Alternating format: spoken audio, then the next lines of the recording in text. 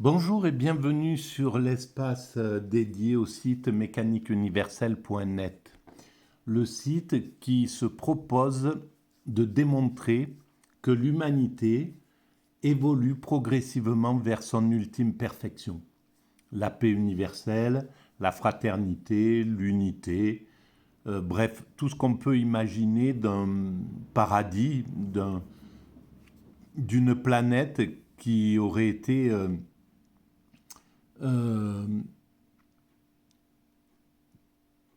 finalisé en paradis, c'est-à-dire plus d'impact sur la nature, donc une écologie 100% propre.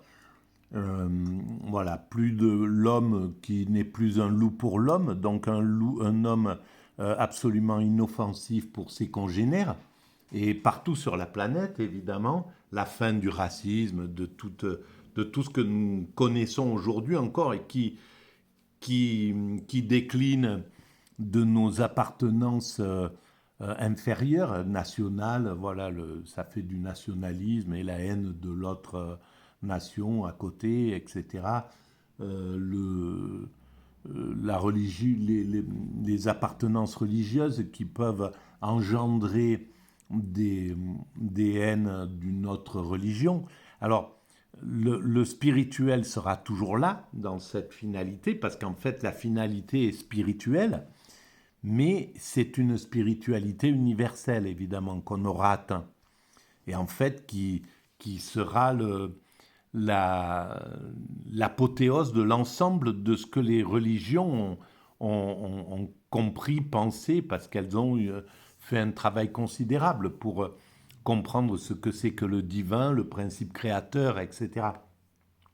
Donc le principe du spirituel sera là, puisqu'en fait, à mon sens, c'est la finalité de l'humanité, d'aller vers la fusion avec le principe créateur, avec le divin. Voilà. Alors, évidemment, ça concerne les siècles qui viennent. Il faudra encore quelques siècles d'évolution. Mais on a fait la plus grande partie du chemin a été réalisée entre le moment où nous nous sommes constitués en humanité, en espèce particulière, que nous nous sommes séparés des lois de la nature pour les faire évoluer en lois de la culture et pouvoir les travailler comme ce que nous réalisons. Eh ben, on voit que le parcours derrière nous est immense entre voilà, les premiers hommes qui ont commencé à développer les outils, les premiers silex, à, à se répandre sur l'humanité, à développer le corps. Voilà, ils ont travaillé sur le corps, et puis après sur les premiers outils, et puis après sur le langage, et puis après sur l'adaptation au milieu, et puis la culture, et puis voilà, bref, c'est nos frères humains, hein, ils ont participé à l'humanité comme nous participons à cette humanité pour nos descendants qui accéderont à cet état de paradis que la planète peut représenter quand on se promène dans la nature. On voit bien que cette planète est un paradis potentiel. Voilà, et que c'est simplement la haine des hommes contre les hommes ou contre eux-mêmes qui fait que on n'en fait pas un paradis, mais c'est uniquement ça. C'est c'est nos pulsions qui déclinent de nos origines primates, la jalousie, le désir de domination, de prédation, etc. Voilà, c'est toutes ces pulsions archaïques qui nous poussent là-dedans. Alors voilà, aujourd'hui je vais faire une vidéo euh, qui... Je vais lire une partie d'un chapitre parce que je me suis rendu compte que une vidéo n'est plus compatible. Le Flash Player n'est plus compatible. Donc il y a un problème. Et à ce moment-là, je vais relire la page du site mécaniqueuniverselle.net le site que j'ai créé en 2000, en l'an 2000, autour de l'an 2000. Et voilà, donc c'est un écrit qui date de cette époque-là. L'organisation humaine. Alors c'est dans le chapitre Conscience, cruauté, violence. L'organisation humaine. Dominant prétendant dominer. La violence souveraine. Un Dieu que la raison dominerait ne serait ni un Dieu personnel, ni un Dieu transcendant. C'est en affirmant à la fois qu'il existe et qu'il la dépasse que la raison le connaît en tant que Dieu. Jean Danielou. La violence se trouve encore au centre de l'évolution humaine. Individuelle ou d'État, elle arrose le quotidien de l'homme constructeur. Alors, je distingue l'homme. Alors, l'homme constructeur, nous étions des primates naturels, nous sommes des hommes constructeurs, nous allons vers l'humain abouti. Voilà comment je schématise les choses. Nous avons été des primates naturels avant que nous descendions de l'arbre, en gros, on pourrait dire. Nous sommes des hommes constructeurs depuis les premiers hommes, depuis ceux qui ont construit le corps que nous avons, qui ont fait tomber nos poils, acquis la position debout, développé notre cœur, notre souffle, etc., nos jambes. Voilà, ils ont participé. Ce sont des hommes constructeurs. Après, ceux qui ont construit les premiers silex, les premières habitations, les premières... Voilà, c'est aussi des hommes constructeurs. Et nous sommes des hommes constructeurs. Ceux on envoie des fusées dans la Lune, on construit des voitures, mais c'est une autre époque, mais on est des hommes constructeurs. Et les humains aboutis, c'est ceux pour lesquels on travaille en réalité.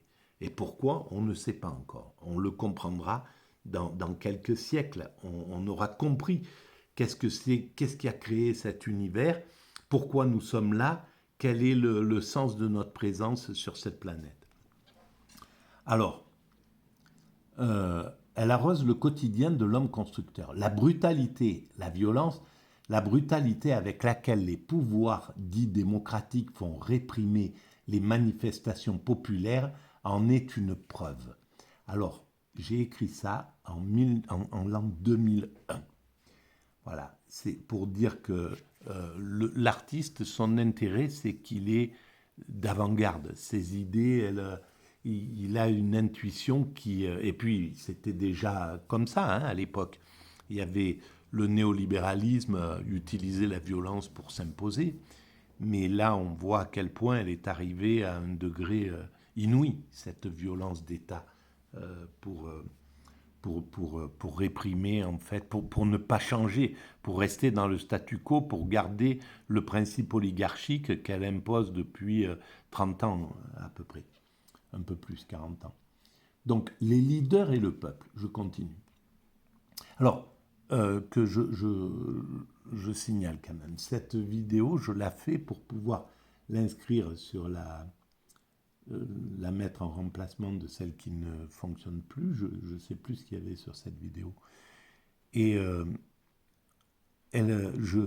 j'ai découvert que cette vidéo ne fonctionnait pas en écrivant un petit article sur Twitter, justement, sur la violence qui est en train de se passer sur le continent occidental. Voilà la raison pour laquelle je fais cette vidéo. Donc, les leaders et le peuple. Je continue. Pour notre analyse, nous allons distinguer l'humanité en deux grandes forces complémentaires. D'un côté, les leaders, les dominants, de l'autre, le peuple, les subordonnés. Évidemment, cette distinction est subjective, mais le comportement actuel des dirigeants envers leur peuple nous pousse à l'utiliser. Évidemment, si on pouvait se priver de séparer le monde comme ça de façon schématique, les dominants, les dominés, voilà. Ça serait mieux, mais ça voudrait dire que le système démocratique fonctionnerait correctement et que les dominants auraient la conscience du peuple et de la démocratie, donc qu'ils qu'ils aient une autre relation.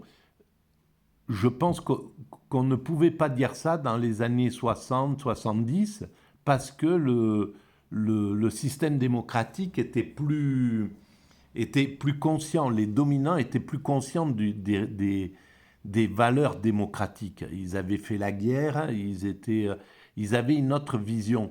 Les dominants actuels ont perdu cette notion du sens de la démocratie réelle, du sens magique, de la mystique de la démocratie. Ils n'ont plus du tout cette conscience. C'est pour ça qu'ils peuvent nous ramener à l'oligarchie ou à des systèmes plus ou moins aristocratiques, avec des dominants qui se comportent en aristocrates, qui choisissent pour le peuple, qui se foutent complètement du peuple en réalité. Donc je continue.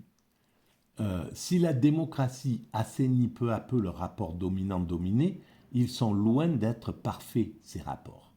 Seule une lutte acharnée permet d'entretenir un semblant d'équilibre, au moindre fléchissement de la résistance citoyenne. Les dominants intensifient l'élitisme, le népotisme et l'oligarchie. C'est exactement ce qui s'est passé à la sortie des années 80-90, quand le mur de Berlin est tombé. Le communisme, alors qu'il était une force importante, qui était là, une force de résistance au capitalisme pur et dur, eh ben, le communisme s'est retrouvé en dépression. Il venait de perdre complètement le sens de sa présence, puisque l'URSS tombait, se convertissait à la loi du marché, au libéralisme. Il n'y avait plus de raison d'être communiste et de s'opposer au système. Et ça a été... ça a provoqué en fait la toute-puissance du néolibéralisme, ce qui est devenu le néolibéralisme. Et évidemment, il n'y avait plus assez de résistance pour le contenir. Et comme un gosse narcissique qui ne peut pas se maîtriser lui-même et qui demande à être maîtrisé, eh ben, comme il n'y avait plus d'opposition, il est rentré dans la démocratie, il est rentré dans le peuple comme dans du beurre. Et il a abusé le peuple. Je continue. Nous en avons un exemple flagrant depuis les années 80. À la chute du communisme, l'esprit critique s'est retrouvé psychologiquement affaibli. Les libéraux les plus violents ont alors pris le pouvoir médiatique. Et en fait, ils ont pris les médias et c'est devenu l'oligarchie. Les médias sont devenus oligarchiques pour la plus grande part. Ils ont pris TF1, puis après, dans la foulée, tous les endroits qui distribuent la politique et les valeurs. Et donc, les oligarques ont fait passer leurs valeurs à travers ces médias et ont écarté les valeurs du peuple, les valeurs sociales du peuple. À la chute du communisme, l'esprit critique s'est retrouvé psychologiquement affaibli. Les libéraux les plus violents ont alors pris le pouvoir médiatique. Depuis, ils ne cessent d'user de leur toute-puissance pour maltraiter le peuple. De l'instinct. Des dominants, il en existe dans toutes les couches de la population, dans les banlieues comme dans les rouages du pouvoir. L'instinct de compétition est inhérent à l'homme constructeur. De cet instinct découle le besoin de dominer. Cette tendance organise une grande partie de la société humaine. Les circonstances, l'éducation et les prédispositions ne conduisent qu'un petit nombre d'individus à devenir des leaders, bons et mauvais chefs. Dans ce petit nombre, la plupart deviennent de bons chefs. Ce sont alors des élites bienveillantes, des leaders justes et conscients des enjeux démocratiques, des dominants capables de placer leurs talents au service du peuple. D'autres, une minorité, se hisseront vers le leadership pour profiter du système, fonctionner en mafia, asservir leurs congénères, manipuler le peuple, thésauriser les richesses et pratiquer le népotisme. Et on voit qu'entre les années 2000, où j'écrivais cela, et aujourd'hui, le fait qu'il n'y ait pas eu d'opposition claire et forte, suffisante, fait que on est tombé encore plus profondément dans ce népotisme, dans cette thésaurisation des richesses, dans ce fonctionnement des mafias. Il suffit de voir les leaders quand ils s'assemblent, quoi, comment ils se comportent. C'est incroyable, franchement, c'est hallucinant. Et il suffit de voir la puissance des mafias dans le monde. Ça veut bien dire que les systèmes, les pouvoirs ordinaires, les pouvoirs classiques, laissent passer ça tranquillement. Ça veut dire qu'il y a une sorte de collusion, quelque chose qui fait que ces mafias peuvent prospérer, parce qu'il n'y a aucune raison qu'on a tous les moyens de les neutraliser, de les maîtriser. Donc en fait, ça veut dire que les choses qui sont laissées par les gouvernements, ça veut dire que c'est ce que veulent vraiment laisser les gouvernements. Quand ils laissent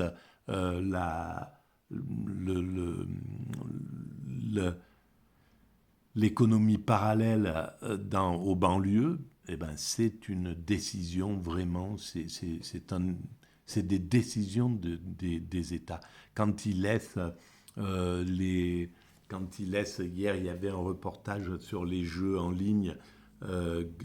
C'est dans une île, je me souviens plus laquelle, une île européenne. Quand les pouvoirs de l'Europe acceptent qu'il y ait que ces mafias ruinent leurs concitoyens, les concitoyens, parce qu'en fait c'est ça, tout ce qui a été le fait de libéraliser les jeux d'argent, donc l'appauvrissement du peuple, la maltraitance du peuple, parce que c'est que ça, hein, c'est pas pour rien que les religions, elles sont hostiles aux jeux comme ça, et qu'elles en font quelque chose de condamnable. Parce que c'est condamnable, évidemment. Et donc, l'État, en laissant ça se dérouler, il sait très bien ce qu'il fait, en réalité. Il n'est pas... Voilà, donc c'est des volontés d'un système dominant, occidental, qui est devenu oligarchique et qui n'est plus démocratique, qui n'a plus d'amour pour le peuple, qui a de l'amour pour le business, pour les oligarques, pour leur classe sociale, mais pas pour le peuple. Voilà malheureusement le problème. Alors le peuple, si quelques individus sont attirés par la dominance, la majorité humaine n'est pas préoccupée par cet instinct.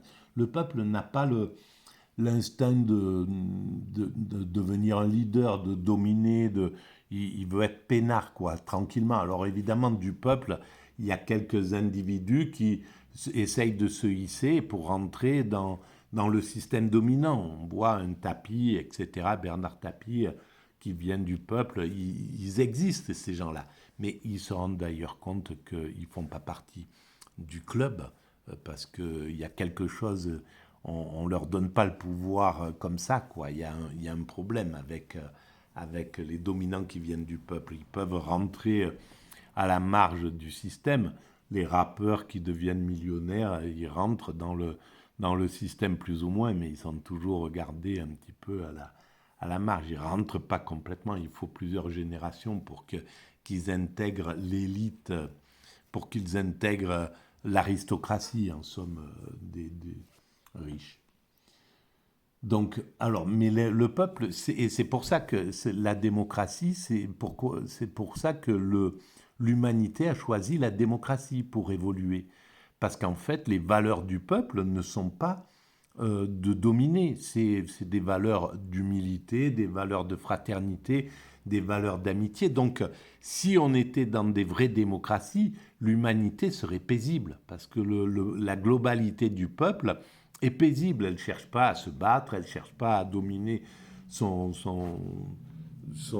voisin, elle ne cherche pas à... Voilà, il n'y aurait pas eu la guerre qu'on a avec l'Ukraine, avec la Russie.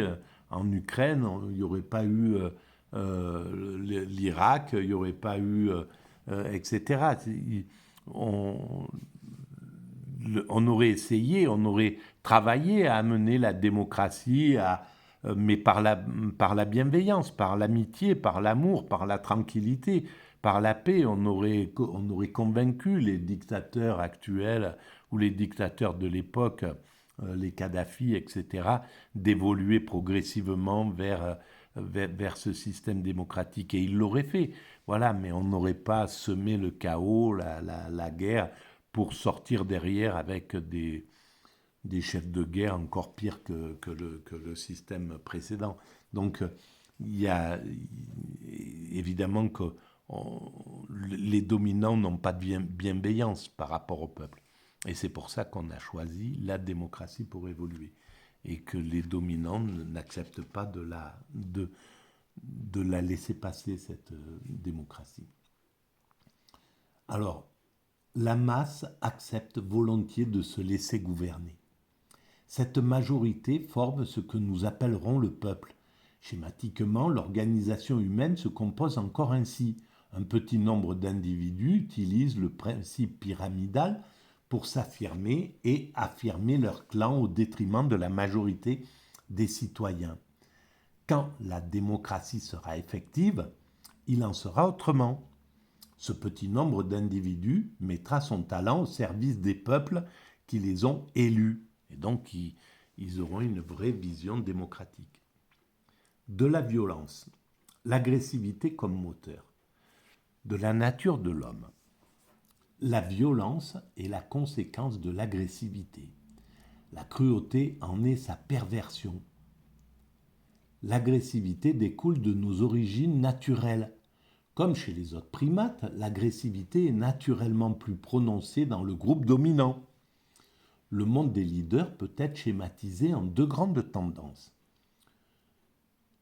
Ceux dont la vision est large et universelle, leur conception du monde est pacifiste et progressiste, au sens humaniste du terme. On pourrait dire les De Gaulle seraient comme ça, sous cette vision-là. Et ceux dont la vision est étroite, clanique, élitiste, belliqueuse ou réactionnaire. Et bien là, on peut... Alors, à l'époque de Gaulle, il y avait en face, il y avait aussi Kennedy, qui était sous cette tendance. Ils avaient fait la guerre, ces êtres humains-là. Donc, ils avaient une autre vision, une autre empathie, un autre niveau d'empathie. Il y avait en face, je crois que c'était Khrouchtchev chez les Russes. C'était malgré tout des êtres humains dont le psychisme était quand même plus tourné vers l'idée du pacifisme, même si c'était pas un pacifisme de bisounours, mais il y avait cette dimension. Et là, nous sommes dans ceux dont la vision est étroite, clanique, élitiste, belliqueuse ou réactionnaire. Depuis le néolibéralisme, depuis les années 80, les leaders qui montent sont des leaders élitistes donc, et réactionnaires, et donc et belliqueux. Et donc ils ramènent, c'est pour ça que la guerre est revenue sur l'Europe en fait, c'est reposé sur l'Europe, parce que les dominants qui sont au pouvoir sont avec cette mentalité. Et c'est l'oligarchie qui fait élire ce type de dominant. Donc, je continue. Les premiers pensent qu'il faut défendre le faible et agir en démocrate, qu'il faut lutter contre toute forme de racisme, éviter d'utiliser la corruption et la manipulation. Leur conduite privilégie l'être sur l'avoir et développe les grandes valeurs de partage et d'universalité. C'est ce qu'a fait De Gaulle dans les années 50-60 et Pompidou plus tard. Les seconds pensent au contraire qu'il est naturel pour les forts d'abuser des faibles. Ils peuvent faire l'éloge de la démocratie tout en la corrompant. C'est ceux qui sont venus après, justement, après les 30 Glorieuses. Sans réclamant, en pervertissant les règles. Ils peuvent se réclamer de la démocratie en pervertissant ses règles. C'est exactement ce qu'on vit. Pour arriver à leur fin, ils n'hésitent pas à utiliser la manipulation et la manœuvre. En régime dictatorial, ils utilisent la violence et la cruauté. Ils abusent et maltraitent le peuple sans scrupule. Dépourvus d'empathie envers les populations fragiles, ils n'hésitent pas à sacrifier des êtres humains pour leurs propres intérêts. Petit a, l'énergie progressiste et génératrice d'égalité et de valeur. Bouddha, Martin Luther King, Gandhi, ou des philosophes comme Karl Marx ou Jean-Paul Sartre en sont quelques leaders. La spiritualité, la véritable démocratie, la paix, les progrès sociaux et moraux, l'égalité font partie de leur quête et de leur travail. Petit b, l'énergie réactionnaire. En revanche, l'énergie réactionnaire est génératrice d'injustice, de violence et de cruauté. Inconsciemment, elle vise à détruire les acquis démocratiques. Elle travaille au retour des organisations primaires, autocratie, aristocratie, oligarchie, élitisme, esclavagisme, colonialisme. Et dans les vidéos précédentes, j'ai bien montré le problème de l'oligarchie. Pourquoi l'oligarchie est obligée de vouloir détruire les acquis démocratiques et les acquis sociaux. Pour quelles raisons, fatalement, si nous sommes en oligarchie, quand c'est les oligarques qui dominent, on se retrouve avec ce qu'on est en train de vivre. Pourquoi c'est une fatalité? Je le dis dans ces vidéos. Bien entendu, les choses ne sont pas aussi simples. Parfois, le progressisme engendre du mal et la réaction du bien. Parfois, les progressistes engendrent du mal, évidemment, et les réactionnaires du bien.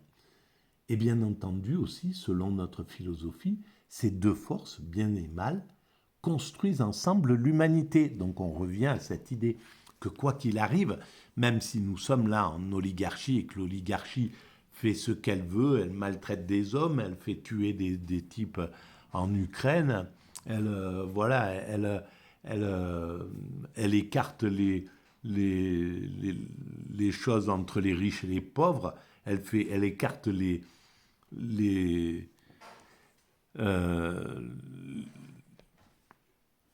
richesses entre les riches et les pauvres. C'est une honte, quoi. Si on comprenait que depuis 30 ans, ces écarts riches-pauvres ne cessent d'augmenter, une société démocratique aurait dit tout de suite on arrête, là il y a un problème, c'est complètement anormal, où est-ce qu'on est là? Et donc là, parce qu'ils ont les médias, les oligarques, eh ben, ils font admettre en fait tranquillement que ces écarts-là, c'est presque une normalité, c'est comme ça, les écarts se creusent, mais il faut rien dire, quoi. Il n'y a pas besoin de se révolter, il n'y a pas besoin de s'indigner, en somme. C'est pourquoi il avait écrit « Indignez-vous, ce grand résistant ». Voilà. Et voilà le problème de notre société. Alors, mais en même temps, eh ben, ils construisent, malheureusement, ça construit leurs excès, l'excès de néolibéral ou l'excès oligarchique, on pourrait dire, eh ben, il va obliger la société, même s'il nous conduit à une guerre, à une déflagration mondiale, à la sortie, ben, on fera comme à la sortie de 39-45, où le comité de la résistance se met en place et apporte des acquis inouïs à la démocratie. Là, d'un seul coup, dans les 30 Glorieuses, la démocratie a explosé. Le bonheur du peuple a été visé par De Gaulle. Il y a d'année en année, les acquis du peuple n'arrêtaient pas de progresser, etc. Et donc, on revient... Voilà, il y aura... C'est toujours comme ça, même si les réactionnaires prennent le pouvoir à un certain moment, même s'ils conduisent au pire, eh ben à la sortie, l'humanité est encore meilleure et évolue toujours plus vers son ultime perfection. Donc voilà, il n'y a pas de, y a pas photo, c'est comme ça. À la sortie de 14-18,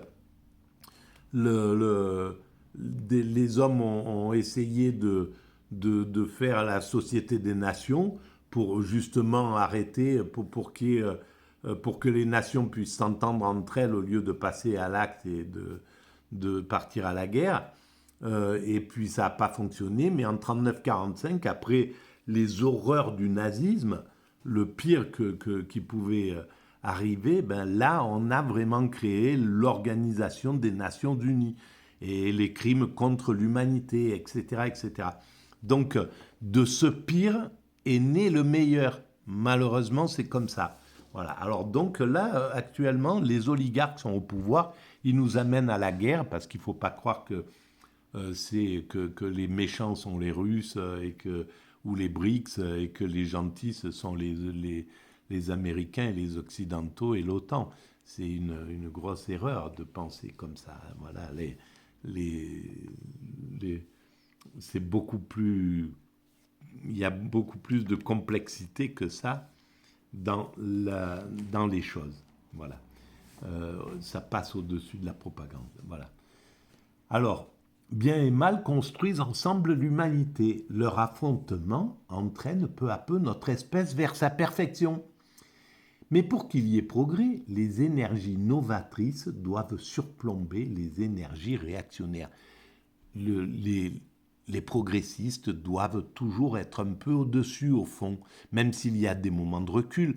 Mais globalement, il faut que ça soit pas égal les deux, que le progrès soit un peu supérieur aux réactions, aux réactionnaires. Les réactionnaires sont là pour freiner le progrès, pour empêcher qu'il s'emballe, qu'il aille trop vite, qu'il soit insupportable à la population, que ça soit trop rapide.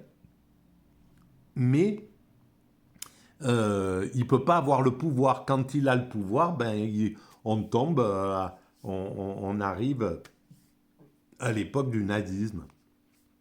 Voilà les années 20, 25, 30, ces années qui marquent la montée. Et puis, on arrive à 39-45 sur la planète où une grande partie le mal prend le pouvoir sur le bien. Alors, la violence institutionnalisée, les pouvoirs injustes, la gouvernance injuste. La tendance au commandement peut être destinée au bien comme au mal. Mais ne l'oublions pas, le mal, selon notre philosophie, est un auxiliaire du bien. Je le répète à chaque fois un peu, pour bien montrer que il ne faut pas rester sur des choses basiques avec, voilà, les mauvais c'est eux. On peut aussi dire l'oligarchie c'est le mal, etc. Même si ça l'était, ça l'est pas en réalité, mais parce qu'ils apportent du bien, ils apportent du mal, etc. Et c'est comme ça dans tous les modèles. Mais en réalité, au final, ils servent le bien. Alors dans ce chapitre, nous allons surtout nous concentrer sur la violence institutionnalisée, la violence subie par les peuples et initiée par les comportements agressifs des dominants. Ce type de violence est la plus destructrice pour les populations ordinaires et vulnérables. J'étais quand même assez révolté à l'époque, faut le dire, on était devant quelque chose. Je constatais en l'an 2000 à quel point l'oligarchie était en train d'abuser le peuple et que plus personne pouvait s'exprimer, quoi. On n'arrivait pas. Et donc, c'est ce qui a engendré les gilets jaunes.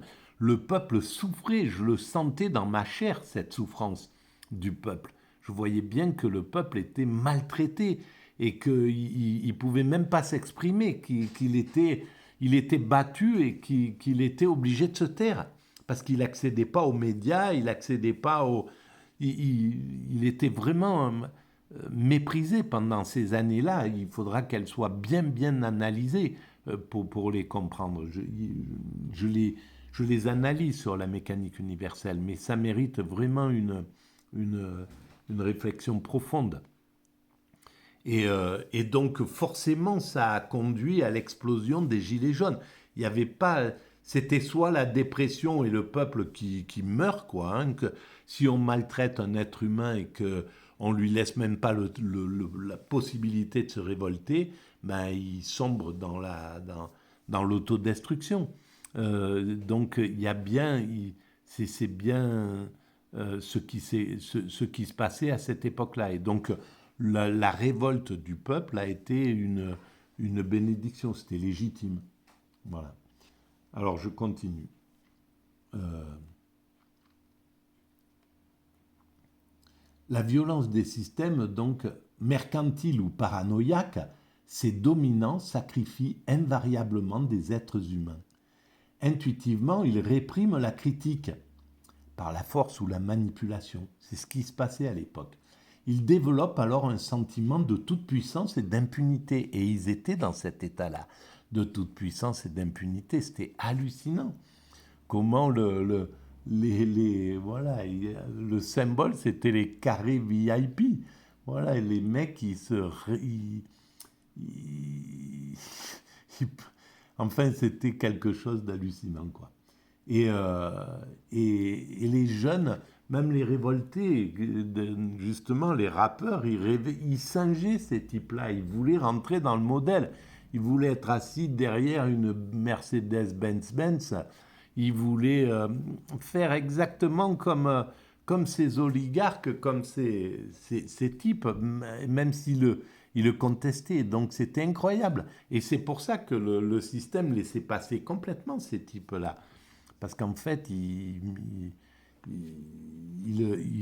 donnait du crédit à ce système, quoi, à ce système élitiste. Voilà, il y avait l'élite dans les rappeurs, et cette élite de mecs qui étaient couchés sur des coussins avec des nanas en pagaille, des nanas en plus qu'ils qu'ils utilisaient comme des machistes. Donc, ils avaient ramené le machisme qui n'existait pas dans les années 70, les années hippies. On n'aurait jamais toléré les clips des rappeurs tels qu'ils se faisaient, quoi. C'était une caricature, mais en plus, ils le savaient même pas. C'était pas une caricature euh, comme par exemple les, les esclaves en Amérique quand ils singeaient les esclavagistes, ils étaient conscients de ce qu'ils faisaient en réalité. Tandis que là, ces rappeurs le système était tellement doux en fait. C'était une manipulation de velours, hein, que en fait ils se rendaient pas compte réellement qu'ils euh, qu'ils étaient qu'ils portaient du crédit à un système et qu'ils le faisaient perdurer. Donc ce mécanisme engendre une certaine régression de la société, régression morale, sociale, éducative et spirituelle, et progression des contraires, élitisme, népotisme, nihilisme, recul de la joie et de l'optimisme au profit de l'angoisse et de l'inquiétude. C'est ce que je ressentais complètement à cette époque-là. Recul des libertés du peuple au profit des systèmes policiers, restauration des castes. Et alors, ce modèle, l'oligarchie, à travers ces médias, nous disait, mais non, vous êtes heureux, il faut être heureux, il faut profiter, il faut avoir du champagne au bord d'une piscine, aller en boîte, voilà, voilà comment il faut vivre, voilà, c'était le, les bimbos, le système était comme ça. Voilà à quoi vous devez ressembler. Regardez à quoi le peuple. Il donnait au peuple ce à quoi il devait ressembler. C'était à l'époque le loft, etc. Et il continue dans cette mécanique-là, quoi. Voilà à quoi vous devez nous ressembler à nous, en fait. Et donc, l'élite a sorti la démocratie comme ça. Au lieu d'essayer de ressembler au peuple, ils ont dit au peuple, voilà à quoi vous devez nous ressembler. Alors évidemment, si on donne au peuple les valeurs de l'élite comme modèle, eh ben, il y a de plus en plus d'agressivité, puisque l'élite, elle est agressive, elle est violente, elle est prédatrice, elle est narcissique, etc. Donc, en donnant ces valeurs au peuple, on développe l'agressivité de l'humanité. Et c'est exactement ce qui s'est passé. Et ça sera analysé comme ça dans le futur. C'est clair. Allez, on continue. De la nature à la culture. Utilisation perverse de Darwin. La perversion de la pensée. La guerre est faite par des gens qui ne se connaissent pas et se massacrent au profit de gens qui se connaissent mais ne se massacrent pas. Eh bien, on peut dire tout à fait que c'est exactement ce qui se passe. Et à l'époque, ça se passait, hein, il y avait l'Irak, il y avait tout ça qui était en jeu. Mais bon, là, on voit bien que c'est exactement ce qui se passe actuellement sur le continent européen. Pour justifier ces abus, la perversion narcissique n'hésite pas à pervertir les écrits des penseurs. Elle utilise bien souvent les lois de la nature. La nature ne connaît pas de frontières, c'est le plus fort qui obtient le droit à la vie, écrit Hitler, bien avant de faire commettre tous ces crimes. Il s'agit d'une utilisation perverse du darwinisme. Cet état d'esprit destiné à justifier l'abus d'autrui n'est pas une nouveauté. Il rejoint des points de vue antiques comme celui du philosophe Aristote, pour qui il existe des esclaves par nature. Des scientifiques et penseurs du 19e et 20e siècle ont enrichi les pensées racistes. Le darwinisme social et certains philosophes, Schopenhauer, Nietzsche, Heidegger, l'ont également malencontreusement alimenté. C'est aussi le moteur principal de la colonisation. Et parce qu'ils ont été détournés, évidemment. Les points de vue de Schopenhauer, de Nietzsche, ils ont été complètement détournés en réalité de leur vraie vocation. La rupture obligée avec les lois de la nature. L'utilisation des lois de la nature pour justifier les conduites abusantes est une simple manipulation, un obscurcissement de la logique humaine. En effet, seule notre aptitude à rompre avec les lois de la nature fait de nous une humanité. À quoi nous servirait d'avoir acquis une conscience, une morale, une éthique? À quoi ça nous servirait? À quoi bon accéder au royaume de la culture si c'est pour soutenir les lois de la nature? Cette manipulation oublie tout simplement les millénaires d'actions culturelles ayant lutté contre les mœurs de la nature. Les centaines de milliers d'années qui luttent depuis pour faire évoluer les lois de la nature qui étaient à notre origine, en lois de la culture qui sont celles de ne pas abuser d'autrui. La rupture obligée. Donc, deux types de valeurs différentes. Dans la nature, les dominants les plus robustes, les plus agressifs, se hissent en haut des hiérarchies. Ça, c'est pour la nature. Ils imposent alors leur autorité à l'ensemble du groupe. Ils soumettent leur clan à leurs décisions, à leurs diktats. Ce mécanisme autocratique, mais qui est plus subtil que ça quand même, est une valeur positive pour le monde primate. Dans le monde primate, c'est parfait. Que ça soit les plus robustes physiquement, les plus agressifs, les plus aptes à défendre le groupe, qui se hissent en tête, etc., et qui thésaurisent les privilèges. Il n'y a pas de problème, ça marche bien pour la nature. Mais nous avons quitté les lois de la nature, et ce n'est pas pour rien. Sinon, il n'y avait aucune raison de sortir, de ne pas rester des singes, des primates naturels. C'est qu'il y a un sens à ça. Justement, ce sens, c'est de s'éloigner des lois de la nature pour rentrer dans les lois de l'humanité, qui sont des lois complètement différentes. Alors, donc, c'est parfait pour le monde primate. Elle lui apporte les qualités nécessaires à sa subsistance en milieu hostile. Donc c'est parfait pour la nature, pour nos cousins primates. Mais ce n'est plus le cas pour le monde de la culture.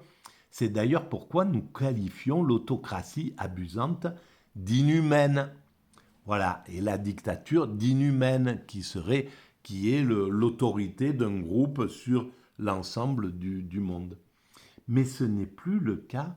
Alors donc, l'humanité est déjà capable de vivre sans cette compétition féroce, comme chez nos primates, comme chez nos cousins primates. L'homme a les moyens de passer sur une compétition ludique et respectueuse. On saurait le faire si on voulait. Notre conscience est capable d'utiliser la symbiose, la bienveillance et le partage pour évoluer. Je parlais déjà en l'an 2000 de la symbiose, du symbiotisme pour évoluer. Maintenant, c'est quelque chose que je défends. Il faut que le libéralisme évolue en symbiotisme. C'est nécessaire. On doit passer au niveau de la symbiose. Une compétition, mais une compétition ludique, respectueuse. Et la symbiose, c'est le travail de chacun favorable à tout le monde. Voilà ce que c'est que la symbiose. Et on doit aller vers le symbiotisme, sortir du libéralisme pour aller au symbiotisme. Donc, notre conscience est capable d'utiliser la symbiose, la bienveillance et le partage pour évoluer. Aujourd'hui, le principe dominant-dominé n'est plus le plus pertinent pour l'homme. Au contraire, il agit bien souvent comme un frein à son développement. Voilà, ben là, c'est ce que j'écrivais en l'an 2000. Voilà, en 2001. Voilà pour cette vidéo. Donc, je vais arrêter là. Elle est très longue, mais elle était nécessaire. Je vous remercie de votre écoute et n'oubliez pas que vous avez le lien qui vous renvoie sur l'espace YouTube de la mécanique universelle où il y a de nombreuses vidéos. Au moment où j'ai fait cette vidéo, il y a pratiquement 1000 vidéos qui ont été réalisées. Et j'en ai presque autant je pense, sur Dailymotion. Voilà. Je vous renvoie à ces écoutes-là, mais à bientôt. Merci.